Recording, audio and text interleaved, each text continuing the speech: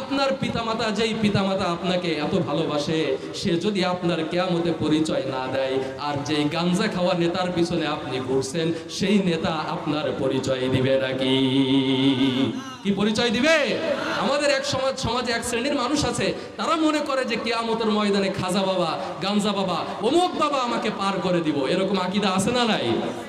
যেখানে আপনার পিতামাতা আপনাকে বলছে আমি চিনি নাই, এ তো আমার সন্তানই ছিল না, বলবে আল্লাহ আমার তো দুনিয়াতে বিয়েই হয় না, সন্তান আসবে কোন জায়গা থেকে? সেখানে আপনার পরিচয় দিচ্ছেন, আর আপনি সেই নেতার আশায় বসে আছেন, আপনি সেই পীর সাহেবের আশায় বসে আছেন। আল্লাহ বলছেন না, সেদিন কেউ পরিচয় দিবে না, সেদিন আপনার কাছ থেকে সবাই ফিরে যাবে। এবার আত্মীয় স্বজন যখন ফিরে দিল, আত্মীয় স্বজন ফিরিয়ে দেওয়ার পরে এবার ওই ব্যক্তি চিন্তা করবে, ঠিক আছে আমার নেতার তো অনেক পাওয়ার ছিল, তার কাছে একটু যেয়ে দেখি যে কোনো লাভ হয় কিনা। আল্লাহ পবিত্র কোরআনুল কারীমের মধ্যে বলছেন,